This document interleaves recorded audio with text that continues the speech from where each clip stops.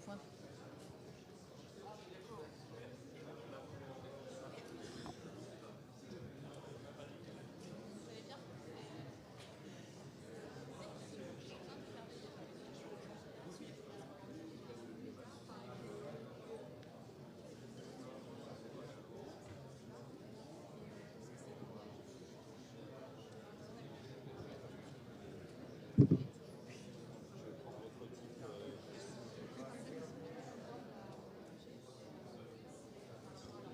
Boum.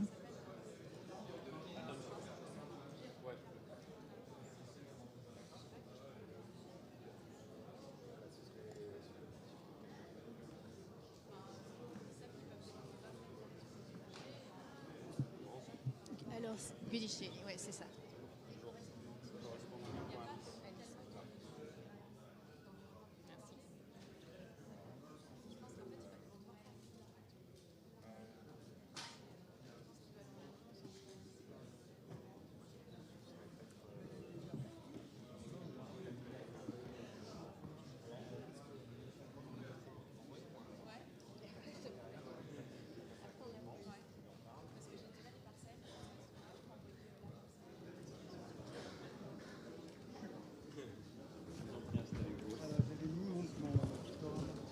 Oui, il était là, le type. Je vais vous demander de vous asseoir à présent que nous abordons notre troisième session. Cette session sera modérée par Étienne Gernel, qui est accompagné de Laurence Gudicelli, qui est correspondance du Point à Nice. Et cette session permettra de confronter les points de vue autour de cette question fondamentale. Réinventer avec doigté, la ville de demain sera verte ou ne sera pas. Merci de réserver un bon accueil à Gérard Wolf, président de la Task Force Ville Durable de MEDEF International. On peut l'applaudir. Fédérateur Ville Durable International auprès du ministre de l'Europe et des Affaires étrangères. Il est accompagné de Michael Lacasta, qui est docteur en architecture, cofondateur d'Archicubique. Et enfin, Sarah Bélier, qui est directrice générale adjointe de l'Éco-Vallée. Voilà, je vais vous demander de faire un peu silence. On commence cette troisième session. Merci. Bien, bienvenue, re-bienvenue pour ceux qui étaient déjà là et bienvenue pour ceux qui arrivent. J'avais envie de commencer cette session par un peu de poésie, parce qu'on en manque de la poésie, et je vais vous citer un poème de Baudelaire qui s'appelle « Rêve parisien ». De ce terrible paysage tel que jamais mortel n'en vit, ce matin encore l'image vague et lointaine me ravit. Le sommeil est plein de miracles, par un caprice singulier, j'avais banni de ces spectacles le végétal irrégulier. Et fier de mon génie, je savourais dans mon tableau l'enivrante monotonie du métal, du marbre et de l'eau. C'était Baudelaire, on était au 19e siècle, et le fantasme de Baudelaire, c'était supprimer la chlorophylle. Il n'y avait plus de verre, il n'y avait plus que du métal, du marbre, de l'eau. Alors tout le poème continue ainsi, et il décrit l'enivrement que ça lui procure de ne plus voir 1 gramme d'herbe ou de chlorophylle. Ce qui est très frappant dans le monde d'aujourd'hui, c'est que le fantasme s'est totalement inversé. Quand on vit dans le béton, on rêve d'herbe, de feuilles mortes si nécessaire, de lierre. On a vu tout à l'heure dans la présentation d'Antoine Picon tous ces immeubles sur lesquels poussent des tas de choses. On a l'impression d'être vous savez, chez Tolkien, quand les villages des elfes, dans les forêts perchées dans les arbres, la cabane dans les arbres est devenue le nouveau fantasme et a remplacé le béton. Et alors la première question que j'avais envie de vous poser à tous les trois, c'est au fond, quand on parle d'une ville verte, est-ce que c'est pas d'abord une question d'attractivité, c'est-à-dire que la ville verte sera verte ou ne sera pas? Est-ce qu'on peut faire venir quelqu'un dans une ville quand on construit une ville ou quand on l'aménage ou quand on veut la faire grandir sans avoir du vert partout? Est-ce que finalement c'est une ville sans vert, c'est une ville sans habitants? Sarah Bélier, j'ai envie de commencer par vous parce que vous êtes dans le direct, dans le concret, vous aménagez Nice Éco-Vallée. Et alors, est-ce que finalement le vert c'est absolument nécessaire quand on a un projet aussi gigantesque pour mettre des gens dedans? Il faut qu'il y ait des gens à l'intérieur. Ce que l'on voit aujourd'hui, c'est que en fait, le cadre de vie est devenu un véritable facteur d'attractivité du territoire, ce qu'il n'était pas jusqu'à présent. Alors, c'est vrai qu'on a besoin d'un cadre de vie agréable pour inciter des habitants à venir investir les lieux que l'on développe. Mais la véritable mutation sur ces dernières années, en fait, c'est que ça devient aussi un facteur d'attractivité pour les entreprises. Puisqu'en fait, aujourd'hui, les entreprises s'implantent là où leurs salariés ont envie de vivre. Et partant du principe qu'ils recherchent avant tout un cadre de vie, c'est le cadre de vie aussi que les entreprises vont venir chercher sur notre territoire. C'est déterminant. Michael Lacassa. Bon, en première réflexion pour encadrer un peu la question de ville durable, c'est qu'on est devant dans vie future. Le futur est devenu obsolète. D'avant ça, on devait penser que on va plus loin, plus ambitieux pour passer cette future. Et de l'autre part, c'est de trouver des nouveaux passés, des nouvelles idées qu'il y a dans notre passé, dans notre histoire, pour substituer cette vie future qu'on a devant. On est tout clair que l'engagement, c'est énorme, que le défi, c'est énorme. Et en tout cas, c'est la première fois que ce défi s'est partagé pour toute la population du monde. Ce n'est pas une question de Nice, de Barcelone, ce n'est pas une question de la France, d'Indochine. C'est une question globale. C'est la première fois qu'on a les mêmes problèmes tous les mondes de la planète. Et ça change totalement la manière d'attaquer la problématique. Gérard Lvoff, qui, je le rappelle, est ingénieur agronome. À la base, et puis j'ai fait Ouais. d'autres études après qui m'ont amené dans le corps préfectoral, mais je suis revenu dans l'entreprise depuis maintenant 20 ans. J'ai le droit de jouer au mauvais petit canard, au méchant petit canard. Avec plaisir, on adore ça, vous savez, on a mauvais esprit, nous.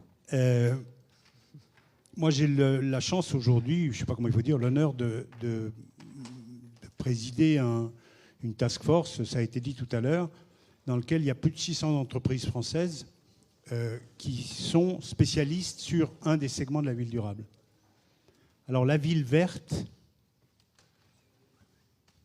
je suis extrêmement... J'ai beaucoup de difficultés à parler de la ville verte. Parce que je vais sur 5 continents. Je peux vous parler de villes qui sont entourées de déchets plastiques. Je peux vous parler de villes où on ne voit pas si c'est vert, jaune, brun à cause de la pollution. Je parle bien sûr de Delhi, que tout le monde a vu, mais je parle de combien d'autres villes dans le monde. Je peux vous parler de villes brunes. Brunes parce que c'est la couleur de la terre. Si on parle de Khayelitsha, un des bidonvilles, 400 000 personnes, de la banlieue de Cape Town, je peux vous parler de... Bon, j'arrête. Ce que je veux dire par là, c'est que... c'est pour ça que je parle de Vilain Petit Canard. On y reviendra sûrement tout à l'heure. Mais le sujet aujourd'hui de la ville de demain, c'est un sujet mondial. Bien sûr que pour les nôtres, pour nos villes, on peut essayer de parler de plus de villes vertes. Mais le vrai sujet, c'est qu'il y a 2,5 milliards d'individus qui arrivent en plus dans les villes. En plus, dans les villes d'ici 2050, c'est un chiffre sur lequel tout le monde est d'accord. 2,5 milliards. Et je termine là. Sur ces 2,5 milliards, 1 milliard en Afrique, 500 millions en Inde, 250 millions en Chine et le reste dans le reste du monde. Donc, du point de vue de la portée de la ville durable, aujourd'hui, le sujet vert, c'est malheureusement un sujet mineur par rapport au sujet juste, global, qui est comment on fait pour accueillir ces gens. Lance. Oui, je disais, finalement, le plus gros obstacle pour une ville verte, ce n'est pas le comportement, le changement des mentalités des différents habitants. Si, sûrement, mais c'est à nous de les aider à trouver des solutions. C'est-à-dire que si Et vous comment allez à Kibera, qui est probablement l'un des plus gros bidonvilles dans le monde, pardon, ne croyez pas que je suis obsédé par les bidonvilles, on fait aussi beaucoup de choses aux États-Unis, on y viendra sûrement dans le reste de l'activité, ou ailleurs, ou même en Europe. Mais si vous allez à Kibera, c'est 1 million d'habitants. Vous imaginez un bidonville d'1 million d'habitants. Et bien sûr que rêve du vert. Mais pour aller au vert, il y a tellement de choses à construire avant, avec l'aide de tout ce qu'on vient de voir, c'est-à-dire l'aide de tous ceux qui peuvent nous aider à concevoir une ville, pas seulement français, à concevoir une ville, à remplacer ce qui est aujourd'hui un gigantesque, on va dire, dépôt de déchets dans lequel, entre les dépôts de déchets, vous aménagez un petit terrain de foot pour les gamins qui vont à l'école. Il faut aider les gens à leur trouver les solutions. Ils ont cette volonté. Mais le verre, pour eux, c'est très très loin. C'est un luxe, le verre, Mickaël? Bon, c'est pas un luxe, c'est ce qu'il n'y a pas de plan B. On n'a pas de plan B. Et donc, c'est pas une question de luxe, c'est plus luxueux ou pas luxueux. En tout cas, ouais. En tout cas, la question, c'est, minima dans nos réflexions à l'agence, c'est de parler plus en urbanisme à code ouvert, pas défini et standardisé, comme M. Nouvel a déjà évoqué, et à la fois de penser comme en ville, évidemment durable, la durabilité c'est important, mais en ville durable augmentée, pour que la problématique de base a augmenté aussi. Il y a une manière de travailler multifactorielle. Ce n'est pas une question binaire, plus d'arbres, moins d'arbres, plus de ça, plus bois, moins béton. Ce n'est pas une question binaire, oui, non, c'est multifactoriel. C'est toujours fait I et. Donc c'est béton et béton bas carbone. Et bois, arbre et place, minéral et végétal. Sinon, on perd, si on simplifie la magnitude de la problématique, on perdra absolument la partie, on perdra absolument le match. Sarah Bellier, on parlait tout à l'heure et vous me parliez de villes résilientes. Alors c'est vrai qu'il y a une forme de traumatisme, dont vous avez parlé tous les deux, de risques globalisés. Vous parliez, vous, des bidonvilles. Qu'est-ce que c'est qu'une ville résiliente? Parce que finalement, on parle du verre comme une espèce de thérapie presque. Et c'est qu'il y a un traumatisme. Expliquez-nous un peu cette idée. Non, en fait, je trouvais effectivement que le concept de ville verte, alors en lieu et place de ville durable ou autre, était assez réducteur. Parce qu'en fait, le développement durable, c'est quoi? C'est pas que la nature. Le développement durable, c'est la nature, c'est l'humain et c'est l'emploi. Et l'erreur qu'on a faite jusqu'à présent, c'est d'oublier la nature. Elle nous le fait payer aujourd'hui. Mais il ne faut pas reproduire cette erreur à l'avenir en ne se focalisant que sur la nature et oublier l'humain et l'emploi. La dimension sociale de la construction d'une ville est fondamentale. Et effectivement, comme on le disait en urbanisme, c'est du et. C'est pareil sur tous les enjeux auxquels on doit faire face. Parce que faire une ville, c'est avant tout répondre à des questions simples. Se loger, se déplacer, travailler, respirer. Mais une fois qu'on les pose toutes à la chaîne, ça nous oblige à nous confronter à des enjeux qui sont d'une complexité assez effrayante et surtout à devoir faire face à des injonctions paradoxales. Et c'est toute la difficulté aujourd'hui qui nous est... Par exemple, quelles injonctions paradoxales? Elles sont multiples. Il y a, comme on le disait, on a souvent opposé, de manière très binaire, écologie, économie, en se disant si on fait l'un, c'est pas l'autre. Et que, bien évidemment, quand on fait de l'économie, l'environnement nous dit « Ah ben non, c'est pas comme ça qu'il faut faire ». Quand on fait de l'environnement... arriver à trouver tous les domaines où on arrive à concilier ces enjeux complexes, c'est effectivement le défi auquel on est, je pense, aujourd'hui réunis pour essayer d'apporter des réponses. Est-ce qu'il y a une recette idéale de ville verte? La recette idéale de ville verte? Non. Non. Et en plus, je dirais que cette problématique, elle est accentuée par une chose, c'est que... Effectivement, les enjeux, comme le rappelait M. Wolf tout à l'heure, sont aujourd'hui mondiaux, sauf qu'on ne peut pas non plus nier l'identité des territoires sur lesquels on travaille et que les réponses, elles, doivent être complètement, répondre à l'ADN du territoire sur lequel on travaille. Gérard, Mickaël, sur la Alors, recette, peut-être sur miracle. la résilience et sur la ville verte. Sur la résilience, justement, pour une fois, on va quitter les bidonvilles. Je vous disais que je n'allais pas vous parler des bidonvilles. Avant-hier, à Paris, une délégation officielle japonaise, le directeur général de l'urbanisme et du logement, l'équivalent du DGALN en francs français, si je puis dire, en euros, Donc c'est pas tout à fait rien. Le Japon n'est pas complètement connu comme un pays en voie de développement. C'est plutôt un peu le contraire. Voilà ce directeur général qui demande à voir les entreprises françaises sur une question simple. Quand j'étais jeune fonctionnaire au ministère du logement, de l'équipement, pardon, je parle en ancien franc, au ministère de l'équipement japonais, on avait un typhon, on avait des typhons tous les ans, on avait un typhon dangereux tous les 10 à 15 ans. Depuis que je suis directeur, et je crois que ça n'a aucun lien de cause à effet, il y a au moins un, voire deux typhons dévastateurs chaque année. Et tout le monde vous dit ça. Vous allez voir, on est allé voir à leur demande, vous vous rendez compte, en plein trumpisme, on est allé voir les autorités du Texas qui nous ont dit, nous, on n'y arrive plus.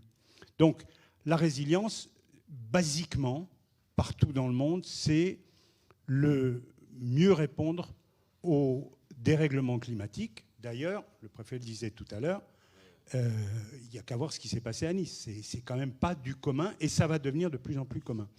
La résilience, c'est réfléchir autrement tout le processus de construction ou d'extension ou de rénovation des villes. On a parlé des villes éponges, je ne vais pas faire toute la technique de ce qu'on sait de plus en plus faire. Et ça, c'est notre boulot, nous, les boîtes, par l'innovation, de trouver de plus en plus de solutions résilientes, notamment à un sujet qui est majeur, qui est la montée des eaux partout dans le monde. Vous savez que le sud de Manhattan, ça frappe toujours plus les gens. Nous, quand on dit le sud de Manhattan sera dans l'eau de 30 cm dans 20 ans, que quand on dit qu'à Jakarta, troisième agglomération du monde avec 33 millions d'habitants, il y aura 1,30 m d'eau dans les bas quartiers de Jakarta en 2035. 2035, c'est demain matin. Donc, il faut quand même qu'on fasse quelque chose. Sur le verre, le seul moyen de faire du verre, je vais dire, je ne suis pas poète, hein, je suis effectivement ingénieur. Après, je suis rentré dans le corps préfectoral en ayant fait d'autres études. Donc, je ne suis pas complètement un poète. Mais le seul moyen, parce qu'on le voit partout dans le monde, c'est de mettre du verre dans ceux qui veulent la ville. Tout à l'heure, M. Picon disait, ce qui est fondamental, c'est le rapport au sociétal, le rapport aux gens qui y vivent. Et trop souvent, quand on est en Amérique latine, puis on a déjà parlé de l'Asie, on n'a pas déjà parlé de l'Afrique, on change. Quand on est en Amérique latine, qu'on va à Medellín et qu'on discute avec les gens de la ville, pas nécessairement, pardon, je ne sais pas si M. Tordeau est encore là, pas nécessairement avec le maire, mais aussi avec les comités d'habitants, comme ils disent là-bas, c'est eux qui parlent du vert. C'est eux qui disent « aidez-nous à passer du brun au vert », mais c'est vous, les boîtes, qui avez la solution pour nous aider. Et je pense que oui, il y a une demande de verre, et c'est à nous, les boîtes, mais avec les urbanistes et qui sont des acteurs économiques, de trouver la manière de verdir au sens structurel la ville. C'est exactement ce que vous disiez. Michael. Oui, non. C'est clair que la résilience, c'est comme un peu comme une métaphore de Ave Phoenix, non, de ressortir le désastre et la capacité, avec le descend de nos villes, de s'adapter au maximum rapide à des problématiques énormes qui viendra de la population, de l'excès de population par exemple. C'est pas tout le temps, c'est la pluie, c'est pas la tempête tout le temps le problème. En tout cas, ville verte, mais aussi la ville bleue. La ville bleue, c'est la ville relationnée avec l'eau. De toute l'eau qu'il y a à la planète, seulement les 0,3% c'est accessible comme eau potable. Aujourd'hui, si on attend combien de millions d'habitants dans la planète, la première chose qui impactera fortement, mais fortement, c'est possible à Barcelone, on a dit à Nice, mais dans la immigration à cause de la manque d'eau. Et ça sera encore plus forte. S'il n'y a pas d'eau, il n'y a pas de vie. C'est assez simple. Donc il y a des recettes. Non, il n'y a pas de recettes. Ou en tout cas, la soupe, c'est multi-recettes. Donc, c'est multi-actions au même temps, avec la maximum ambition, et le maximum pertinent. Mais pas de réduire de boîtes fermées. Si je mets plus d'arbres, tout ira bien. C'est pas comme ça. Désolé. Alors, vous savez, Michael est non seulement un grand architecte, mais en plus, il est cofondateur d'un cabinet d'architectes, Archicubique, qui pense à l'avenir, et de manière parfois assez étrange, ou en tout cas surprenante, parce que j'ai lu que vous parliez, à propos de votre architecture, d'acupuncture. Et alors ça, on se rapproche de la résilience. L'acupuncture, en matière d'architecture, c'est quoi? C'est fait pour soigner la ville aussi, mais doucement, c'est ça? C'est de la médecine douce pour les villes? L'acupuncture urbaine, bien, c'est notre image. Non, on parle de l'urbanisme, de l'acupuncture urbaine. C'est que finalement, c'est pas d'attaquer avec une recette des transformations radicales d'aujourd'hui pour demain. C'est simplement avec de penser le point clé pour commencer à développer toute une chaîne de transformations en liant les autres. L'acupuncture, finalement, c'est comme un réseau qu'il y a dans notre corps de points sensibles. On doit travailler en réseau mentalement, on doit travailler en réseau dans nos actions. Et finalement, la décision urbanistique ou architecturale, c'est un seul. Dans nos têtes, dans nos dessins, on pouvait faire une centaine d'architectures possibles. Mais finalement, ce qui arrive à la réalité, c'est une seule. Donc on devait donner le maximum des options et d'attaquer ce point sensible qui permettra de redynamiser, merci, toutes les interactions, les énergies entre, évidemment, la population, mais aussi les arbres, mais aussi les bestioles. Donc, c'est énormément, c'est une vision holistique. On peut arriver à penser qu'avec une seule action radicale, on transforme tout. Donc c'est idée sens commun. On a perdu le sens commun. Le sens commun, c'est le plus révolutionnaire qu'il y a aujourd'hui. Si on prend, si on revient, si on revisite le sens commun, on verra qu'on fait beaucoup de choses qui sont absurdes. Il y a toutes des contradictions, logiquement. Une petite contradiction rapide. Des émissions masquées dans une plaque photovoltaïque qui s'est fait en Chine. Peut-être que cette plaque photovoltaïque devra être en travail pour 5 ans pour reprendre toutes les émissions qu'elle a fait, et à partir de ça, permettra d'aller plus loin. Mais c'est pas toute la recette de plaque photovoltaïque, c'est pas une seule recette. C'est simplement le sens commun. Le sens commun, c'est le kilomètre zéro.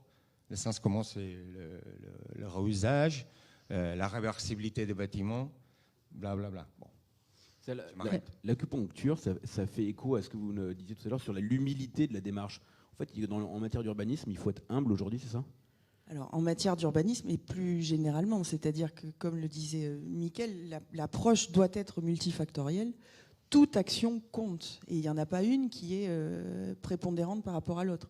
Donc oui, je pense qu'il faut avant tout être humble dans ce qu'on propose et qu'on essaye de mettre en œuvre. Alors la question, c'est, les villes sont de plus en plus peuplées. Est-ce que ville verte et mégalopole, c'est compatible? J'aurais tendance à dire c'est plus que compatible. C'est là où ça va se jouer, pour être tout à fait honnête. Quand on regarde, par exemple, nos émissions de CO2, 30% proviennent des déplacements. Donc, au plus vous allez favoriser la périurbanisation, au plus vous allez favoriser les déplacements, puisque c'est quand même la problématique qu'on arrive le moins à traiter aujourd'hui, sauf à l'intérieur des mégalopoles. Donc déjà, un des enjeux majeurs, il est à traiter à cette échelle-là. C'est là où on a un effet, effectivement, où l'acupuncture peut avoir une résilience forte. C'est que c'est là où on concentre tous les problèmes, mais c'est là en même temps où on peut avoir tout près de chez soi, l'intégralité des services que vous allez chercher, une véritable politique sur les développements. C'est là où vous allez lutter contre l'étalement urbain, l'artificialisation des sols. C'est là où vous allez pouvoir revenir et recréer toute une gestion des eaux pluviales qui est nécessaire, les trames vertes et tout ce qui s'ensuit. Enfin, je veux dire, les solutions, on les connaît. C'est à cette échelle-là que ça se joue, c'est pas...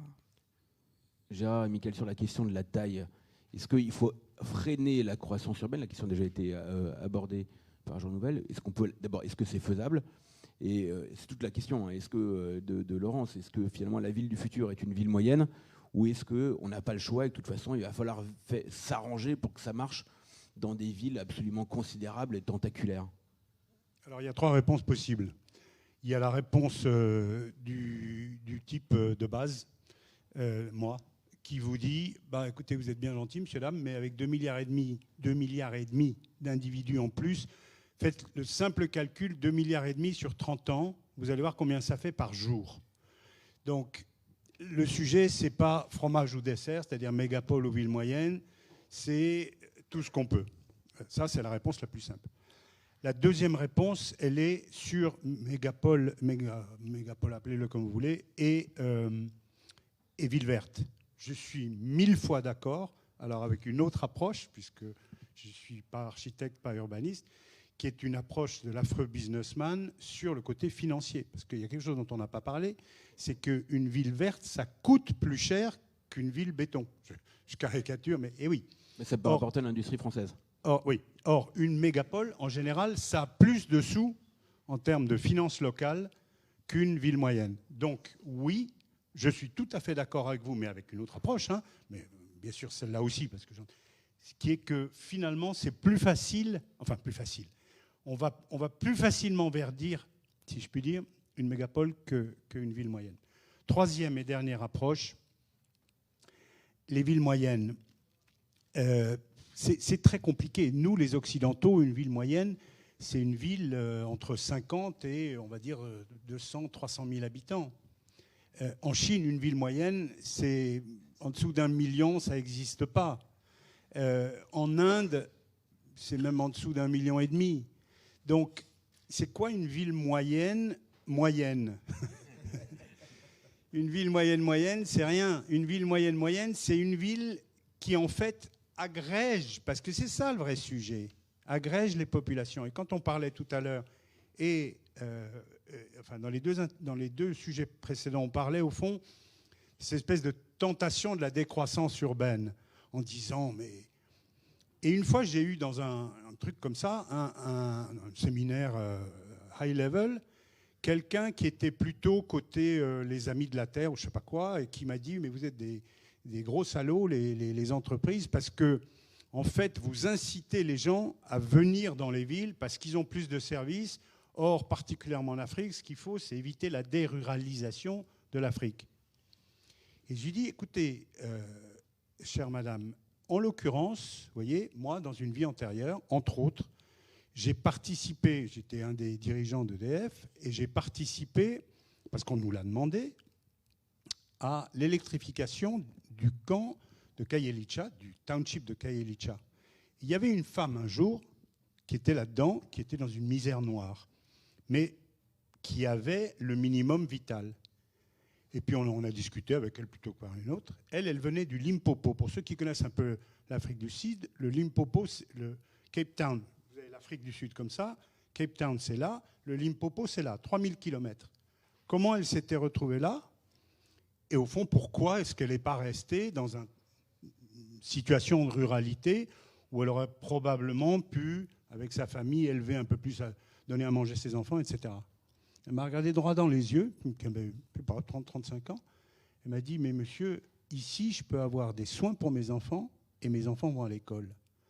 Bon, alors ça, c'est la fin de la discussion sur la décroissance urbaine. C'est juste la fin. Mickaël. Oui, d'un autre type de réflexion, mais absolument lié. On parle souvent de l'intensité urbaine. L'intensité urbaine, c'est plus important que rien, par exemple, que la taille. Putain, on doit trouver la hauteur aussi, ouais. l'intensité urbaine dans ville moyenne et l'intensité urbaine dans un mégalopole. L'intensité urbaine, c'est basé dans le concept des densités, déplacer au maximum de personnes acceptables un à côté de l'autre. Je n'ai pas vu mon voisin. Peut-être mon voisin, c'est à 15 cm de moi. Il y a un mur entre deux. Oh, mon voisin de l'état supérieur, il est à 1,50 m de distance de moi. Donc, je ne l'ai pas vu. Donc, il y a une densité acceptable. On oublie l'idée que la densité, c'est de faire des bâtiments de 50 étages tout le temps. C'est en densité acceptable, en densité non ressentie. C'est le plus important, c'est d'imaginer, et les architectes, théoriquement, on doit mettre en place toutes des stratégies pour une densité non ressentie. La deuxième, c'est la compacité de nos bâtiments qui nous permettent de la perte d'énergie partout. Si on fait un sprawl de bâtiments, il y a des pertes énergétiques partout. Et donc la compacité. Et finalement, le plus important pour nous, c'est de gérer la complexité. Et la complexité vient de comprendre le besoin des citoyens, de comprendre les besoins économiques, de comprendre les besoins infrastructurels, de comprendre blablabla. Je pourrais aller pendant 30 minutes, de comprendre beaucoup de choses et de gérer toute sa complexité dans la forme ou dans la mesure de la simplexité. C'est-à-dire donner des résultats simples à la complexité. Et la complexité, ce n'est pas la complication. Je déteste la complication, j'aime la complexité, c'est totalement différent. Mais pour arriver à quoi? Parce qu'il y a toute cette histoire, oui, c'est super cool de la complexité, tu vois. Non, c'est pour arriver en logique simple. Et l'intelligence est là, exactement de transformer la complexité en décision finale simple, pour qu'il plaît à tout le monde et qu'il ait écouté à tout le monde. Alors là, moi j'ai une question très politique, on en a parlé, Jean Nouvel d'ailleurs, on en a parlé tout à l'heure, Antoine Picon aussi, c'est le sujet du pouvoir politique, des décisions politiques, et puis comment ça s'articule avec la liberté des gens, que vous disiez Gérard tout à l'heure sur cette femme qui avait décidé là, et c'est sa liberté, elle fait ce qu'elle veut. En matière de ville, d'urbanisme et donc d'environnement, parce que c'est un enjeu, comment dire, c'est une histoire de vie ou de mort pour beaucoup de gens. Quand on a 1,50 m d'eau, c'est compliqué de vivre. Maintenant, comment est-ce qu'on fait ça sans infantiliser les gens? Comment est-ce qu'on responsabilise sans infantiliser? Parce que la ville ne peut pas dépendre que des plans. Alors, on peut demander à ce que le politique prenne des décisions claires et s'engage dans les choses, mais ça dépend quand même de l'usage qu'en font les gens. Vous parlez d'éco-citoyens, par exemple. Mais comment est-ce qu'on fait pour inciter et sans faire quelque chose d'extraordinairement dirigiste et qui transforme les gens en moutons? C'est effectivement toute la question qu'on n'a peut-être pas forcément abordée jusqu'à maintenant, de l'acceptabilité sociale, effectivement, des mesures à mettre en œuvre. Alors, on a eu malheureusement par le passé, les pouvoirs publics ont souvent tendance à vouloir réguler en réglementant, en imposant. On ne fait pas la ville contre les gens, on la fait avec eux. Donc la réglementation, pour vertueuse qu'elle puisse être, et notamment on le voit sur de la transition énergétique ou des choses comme ça, mais il ne faut quand même pas passer à côté de l'acceptabilité sociale et travailler avec les gens. Je pense que l'échelle de temps qui nous est offerte pour opérer la mutation est très très courte. Comme on le dit, la question n'est plus au choix. La question est à l'impérieuse nécessité de faire. Il y a urgence. Il y a urgence. Je rappelle juste le GIEC qui nous exhorte à réaliser l'impossible pour éviter l'impensable. On voit bien dans quelle situation on est aujourd'hui. Donc cette formule-là, c'est de vous? Non, la formule le du GIEC. GIEC. C'est la formule du GIEC, là. Ouais. Réaliser l'impossible pour éviter l'impensable. Tout à fait. Pas mal. Et donc aujourd'hui, moi. L'impossible, c'est aussi ce qu'on conçoit comme impossible. C'est pas forcément ce qu'il est techniquement. C'est l'appréhension qu'on en a. Donc je pense qu'il y a effectivement urgence à ce qu'au niveau des pouvoirs publics et de tous partenaires qui sont prêts à se mobiliser, à ce on ait un vrai effort de sensibilisation, de pédagogie, de conviction autour de tout ce qui doit être fait. Et l'éco-citoyen. Parce que Non-mouton. Les non-moutons, comment arriver à le non-mouton? Le problème, c'est des outils. Donc, on parle de participation, mais c'est une participation entre guillemets faux, de manière pour essayer de diriger. Dans notre expérience dans la grosse cité Garaïn-Trouillot, à Ivry-sur-Seine, ce qu'on a fait, c'est on a fait partie de notre équipe en sociologue, Michael Silly, et avant de dessiner rien, on a passé 3 mois d'entretien tu à tu.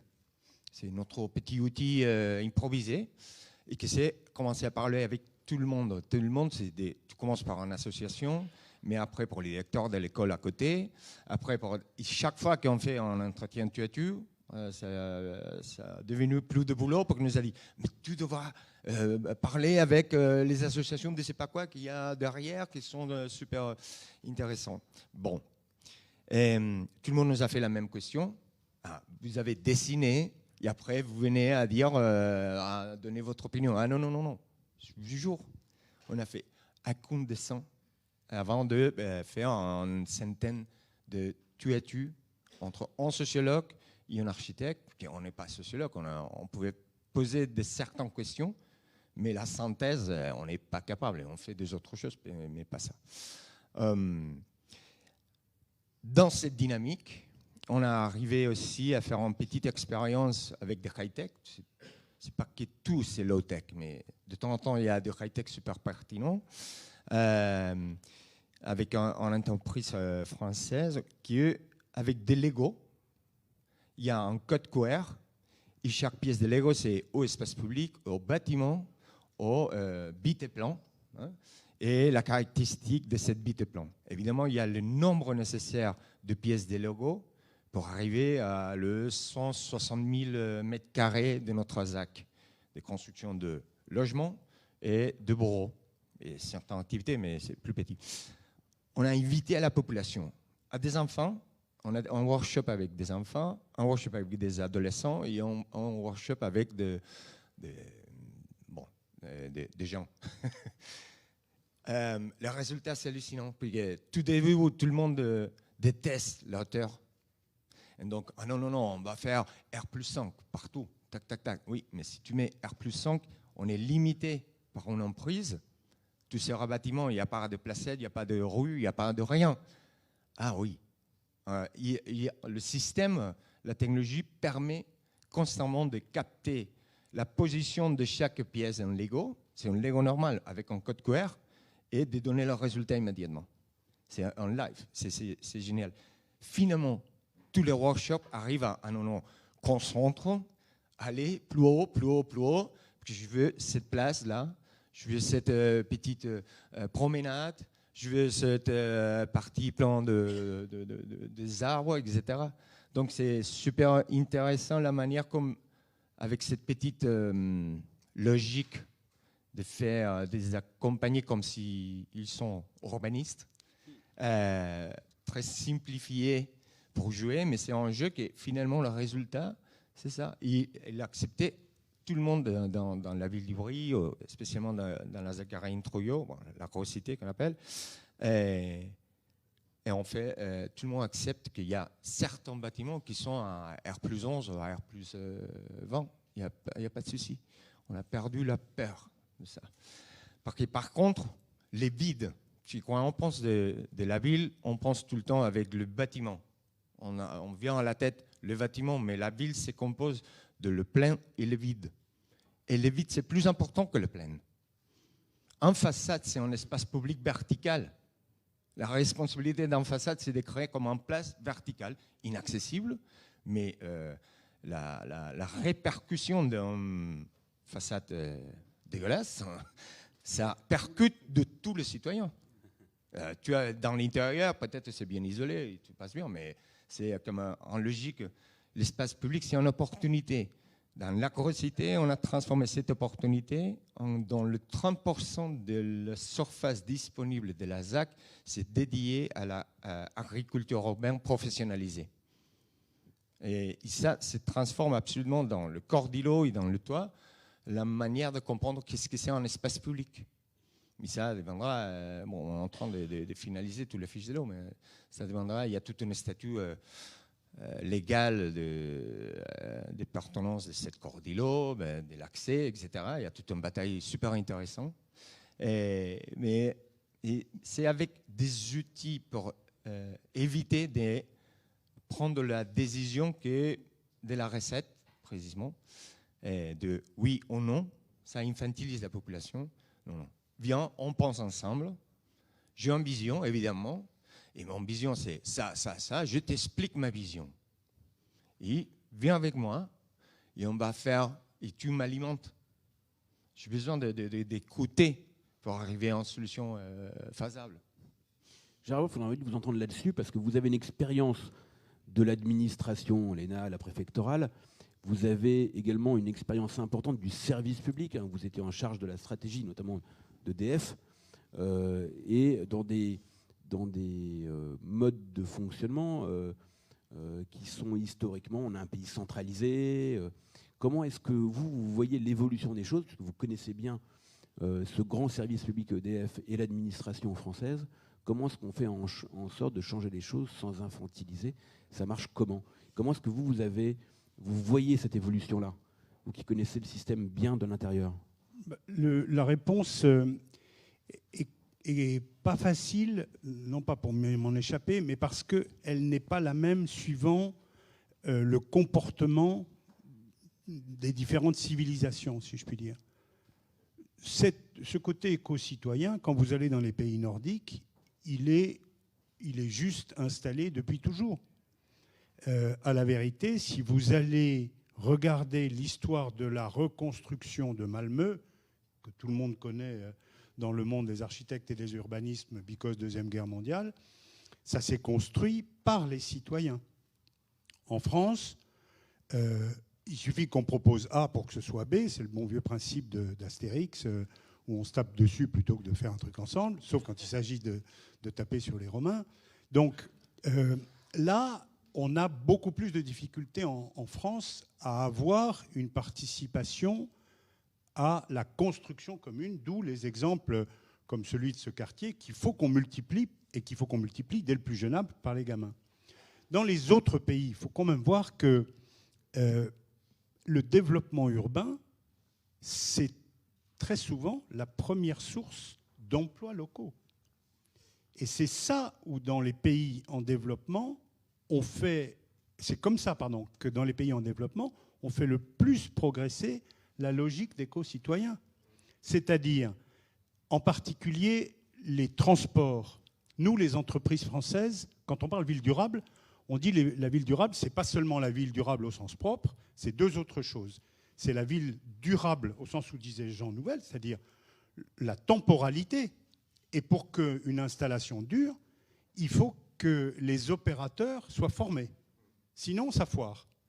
Mes camarades africains disent on cannibalise, c'est eux qui le disaient, pas moi. Moi, je le dis aussi, mais on cannibalise nos installations. Et c'est vrai. Et donc, ces emplois locaux, c'est le meilleur moyen d'avoir des éco-citoyens. Parce que c'est eux qui vont faire fonctionner le système. Et puis le troisième moyen, on en a parlé depuis ce matin, c'est la ville inclusive. Tout à l'heure, dans la présentation de M. Picon, on voyait la ville inclusive en dessous. C'est dommage, je crois qu'il est parti. Je ne suis pas d'accord, non pas sur le fond, mais parce que la ville inclusive, elle est partie de la ville durable. Une ville durable qui n'est pas inclusive, elle pète un jour ou l'autre. Regardez Bristol dans les années 70, regardez Chicago, d'une certaine manière. Regardez, il y a un élément, c'est hors procès-verbal s'il vous plaît, regardez dans l'histoire des Gilets jaunes. Il y a une ville où on a vu ça. Tout le monde s'est dit, mais bon, Paris, d'accord, ça fait chouette, machin, truc, ça. Pourquoi à Bordeaux, il y a des Gilets jaunes? Eh bien, c'est ça l'explication. C'est la ville inclusive, c'est-à-dire que Bordeaux s'est développé et la couronne bordelaise s'est retrouvée en 10 ans, puisque le développement de Bordeaux a été fantastique en 10 ans. c'est pas un propos politique, bien sûr, c'est technique. Non, mais c'est objectif. Hein. Mais c'est ça. C'est les gens de la lisière on va dire post-aéroport et post-zone aéronautique qui sont plus dans le même monde. Et donc, la ville inclusive dans le monde, oublions Bordeaux 2 minutes, elle doit faire participer tout le monde, sinon elle ne sera jamais durable. Et pour ça, il faut former les gens à comprendre que c'est eux qui portent les emplois de demain. Et parmi les très bons élèves dans les villes, dans le monde, les villes durables, quels sont les points communs? La participation. Alors ça, La c'est participation. simple. Vous prenez Malmö, vous prenez Medellín. À Medellín, j'ai 2 secondes pour une petite histoire. À Medellín, il y a une favela qui est, évidemment, comme partout en Amérique latine, ça ne vous a pas échappé que ça grimpe.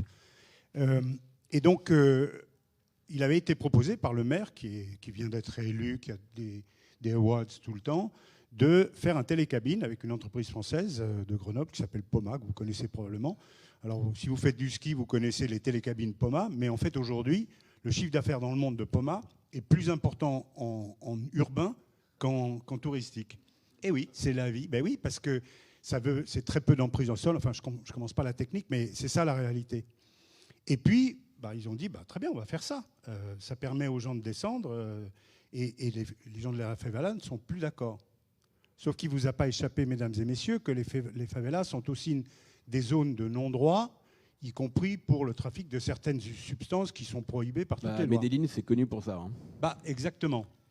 Et donc, excellente série sur Netflix, si vous voulez. Évidemment que les 10 personnages ne voyaient pas d'un très bon œil l'installation d'un télécabine qui allait faire que tout d'un coup, il y avait les moyens, peut-être, y compris pour des forces de police, de monter facilement dans la favela. Donc, on nous prédisait le pire, y compris faire sauter les pylônes, tout ce que vous voulez. Comment le problème s'est résolu? Participation. Qui a décidé de mettre à bien là-dessus? Vous trouvez ça dans aucun manuel. Je raconte ça quand je donne des cours à des jeunes ingénieurs de commerce pour leur expliquer ce que c'est que la gouvernance au quotidien. C'est le maire, avec nos équipes, qui sont allés voir les femmes dans la favela, qui sont organisées entre elles. Vous voulez que vos gamins aillent à l'école? OK. Vous réglez le problème? OK. Il y a 10 ans que le télécabine marche, il n'y a jamais eu le moindre incident dessus. Il y a eu une seule demande de la part des dites femmes. C'est que dans la station d'arrivée du télécabine en haut, on installe une petite médiathèque pour les gamins. Ça a été fait, ça marche très bien, il n'y a aucun problème. C'est une illustration assez symbolique de ce que c'est que la participation. On va prendre des questions du public. Mickaël, quand même, vous parlez de bâtiments relationnels, puisqu'on est dans un discours. Qu'est-ce que ça veut dire un bâtiment relationnel? Il parle, il est vivant. Qu'est-ce qui se passe? Qui respire. Un bâtiment relationnel, pour nous, est ce qui est énormément attentif au réseau urbain qu'il y a à l'entour. Et qui est relation de personnes, c'est n'importe quoi, si c'est bureau, logement, en équipement, mais simplement qui est capable de comprendre la position, son limite foncière, par rapport à tout ce qu'il y a dans les quartiers ou dans, à 300 mètres à côté du bâtiment, et qui crée des relations. En cas qui peut-être vous connaissez, c'est le parking Saint-Roch devant les stations de TGV à Montpellier. On a créé c'est le parking, c'est à nous. Il en a créé tous des balcons urbains qui permettent une vision extraordinaire de Montpellier et totalement inexistant à l'époque. Qui crée une relation entre les quartiers qu'il y a de l'autre côté de la voie ferrée, qu'il y aura une passerelle, il y a comme une rue suspendue, c'est pas la rue à Côte Zéro qui te permet d'entrer dans les stations de TGV ou d'aller à la place de la Comédie, c'est à 500 mètres. Donc c'est le centre de Montpellier. Donc un bâtiment relationnel, c'est qui fait la promotion de la relation entre les usagers et la ville. Donc le bâtiment et la ville, le bâtiment et l'urbain sont en pleine relation. Merci infiniment. Est-ce qu'il y a des questions du public, des interrogations pour l'un de nos invités ou pour les trois en même temps? Est-ce que vous avez des interpellations, des doutes, des remarques, des pulsions, des envies, des suggestions? Vous avez déjà eu tellement de réponses à vos questions. Est-ce qu'il y a des bâtiments relationnels à Ecovalley? Est-ce qu'il y a des bâtiments relationnels? Je ne sais pas, c'est Mickaël qui pourra le dire avec son concept. En tout cas, ce qui est sûr, c'est qu'un des fondements de l'Ecovalley, c'est de penser la mixité des usages. Voilà. Ce qui fait ville. Il y a un exemple de bâtiment relationnel typique partout dans le monde, c'est les hubs multimodaux. Les hubs multimodaux, alors le hub multimodal, il n'y a pas de mégapole. De plus en plus, vous avez un TER, souvent un TGV, enfin ou homologue dans les autres pays, qui va rejoindre un tram, qui va rejoindre un métro, qui va rejoindre un lieu de véhicules partagés, nanana. Et alors, si je peux me permettre, à Nice, on va avoir l'aéroport. Et ben voilà. Le hub multimodal, partout dans le monde, c'est la nouvelle église au milieu du village. C'est vrai. Et c'est vrai. Et ce bâtiment, de plus en plus, on est dans les équipes, pour la partie française, avec la SNCF, avec Transdev, RATP-Dev, enfin tous les opérateurs que vous connaissez, on est sur le thème, monsieur le maire, monsieur le gouverneur, monsieur ce que vous voulez, pensez votre bâtiment comme un bâtiment relationnel. C'est vraiment l'illustration type dans les villes qui sont en train de se construire partout dans le monde, et pas que en pays développant, de ce que doit être un bâtiment qui fait vivre les habitants et qui devient un centre de vie, la nouvelle église. Mais, pardon, mais et la chlorophylle dans tout ça? Non, mais parce que je reviens un petit peu à mon idée de verdeur. En quoi est-ce que la chlorophylle crée du relationnel ou pas? Parce qu'en principe, l'isolement, c'est dans la forêt. Aller dans la forêt, c'est être isolé. Les ermites, aller se mettre dans le fond des forêts. Maître Yoda, par exemple, dans Star Wars, pour les gens qui ont un peu de culture. Est-ce que le vert crée de la relation ou pas? Comment ça a déjà évoqué aujourd'hui, il y a comme un divorce entre la ville et la nature. Traditionnellement, la modernité vient de nous protéger de la nature. Il y a un livre de Ilya Prigogine, un prix Nobel des années 80, que c'est la nouvelle alliance. C'est l'alliance entre la ville et la nature. Et Isabelle Stenger, c'est le deux auteurs.